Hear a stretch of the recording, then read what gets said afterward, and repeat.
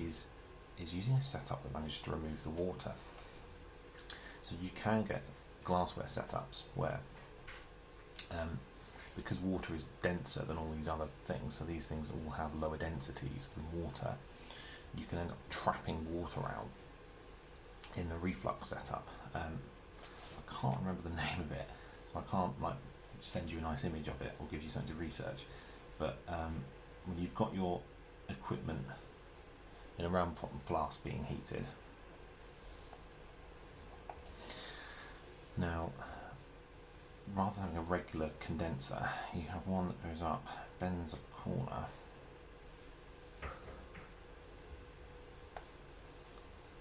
and then you have a little tap like a burette almost off the side. And so all the stuff material goes up and it condenses somewhere along here. But any of the stuff that condenses in this section here, rather than running straight down to the round bottom flask, it will drip down into this bit like a burette, and that will completely fill up. Now, what that means is that the denser liquid will collect in the bottom of here, and to start with, any of the less dense liquids will collect in here as well. But once there's enough water starting to fill this up, any of the less dense liquids will roll off the top and return back down. And so this is a way you can remove water from an equilibrium reaction. So you can start to remove the water from this reaction, which helps drive the equilibrium over to the left, because you keep removing out one of the reactants for the left to right reaction. And so you can achieve a higher yield by messing around with the amount of this. It's sort of the opposite of adding loads of extra reagents, reactants, in order to drive the equilibrium over as well. Okay, so we're now going to look at the hydrolysis reaction, so the breaking down of esters into the carboxylic acid and the alcohol. So generally with these small molecules, you'd never have any reason to do that. It's not entirely true, but certainly at A level you're not going to be intentionally breaking down a small molecule like this. But it's relevant in, let's say, applied areas when we're going to be looking at sort of alternative fuel sources and things like soaps and stuff.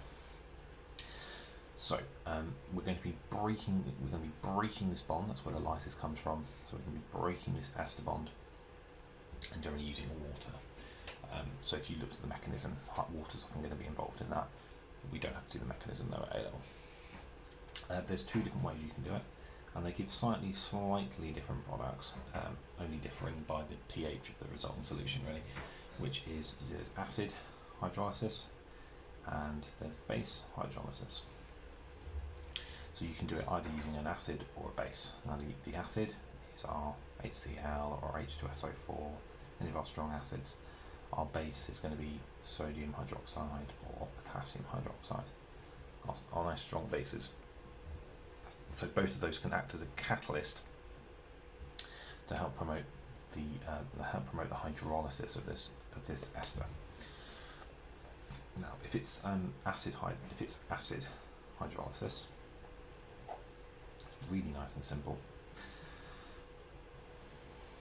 So I'm just doing the general formula. So R and R prime breaks it down nice and simple into the acid and the alcohol. Nothing complicated to it at all. So it would exactly look like this. When you use a base though, so you're using like sodium hydroxide, we still will start with the same starting ester, but rather than forming the acid, we're going to form the salt of this acid. So you can think about that as if we've just taken this product from the hydrolysis, and then if we react that with sodium hydroxide, you've got an acid-base reaction between the two of those, and you're going to form water, and you're going to form the carboxylate salt. I ran out of room in my box. So you're going to form the carboxylate salt. So the OH minus is going to remove, it's going to deprotonate, take this H plus off the carboxylic acid, leaving you with an O minus. So you've got an O minus and the Na plus ion from the sodium hydroxide. giving you this. And so this is, it was a carboxylic acid. When you've removed the H+, it's called the carboxylate ion. And because you've got the counter ion with it, it's a salt, and so we call that the carboxylate salt. So the product of this, for using sodium hydroxide,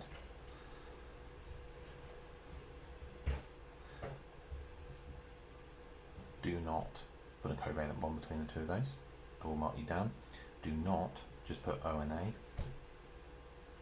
you O minus and then an A plus. And then you get the alcohol, like so. So naming these is really not difficult. So if we actually draw a genuine molecule, so this is sodium ethanoate. So the suffix is just O8.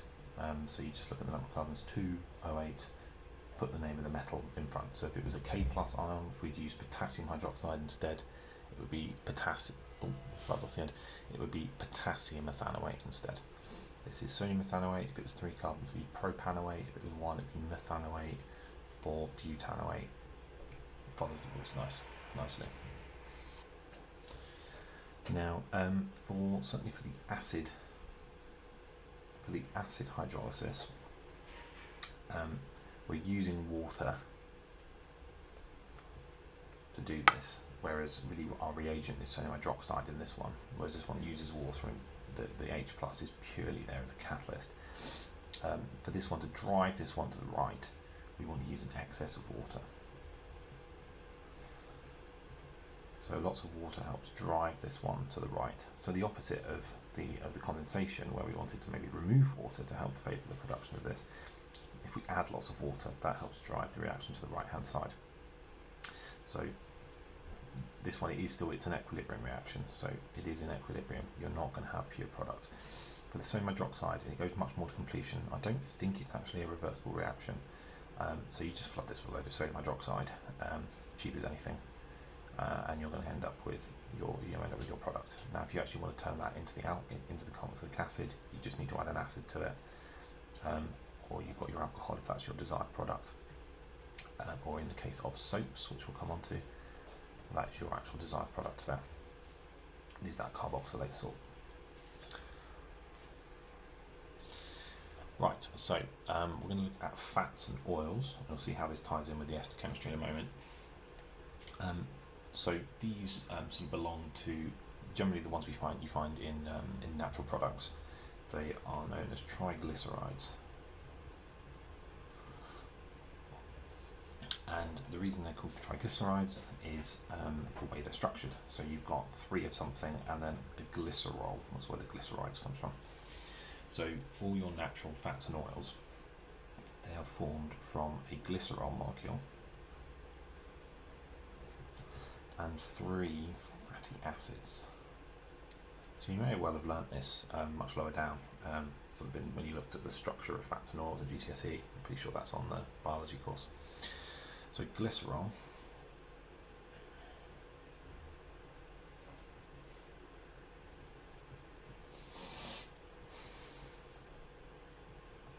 is this molecule here. You are expected to be able to name it, which is 1, 2, 3. Sorry, that's actually wrong. I'm doing the old name. This is propane. Propane 1, 2, 3. Trial.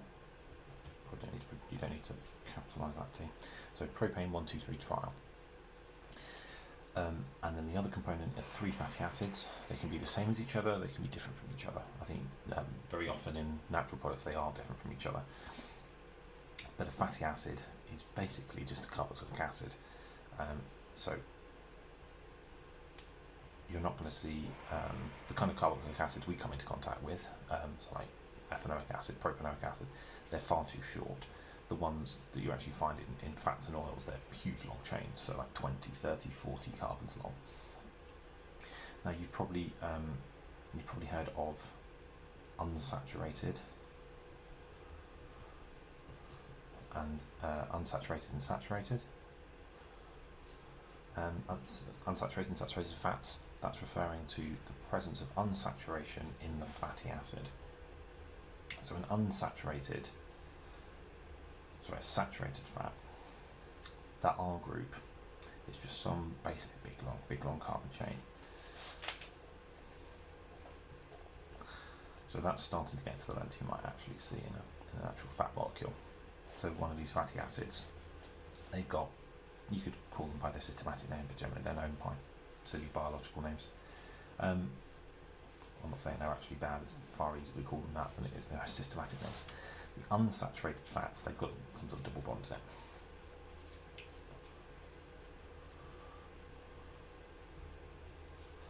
So you've got that double bond in there, the unsaturated, as in the lacking hydrogens. So you've got mono unsaturated fats and then polyunsaturated fats where you put more double bonds in, so polyunsaturated.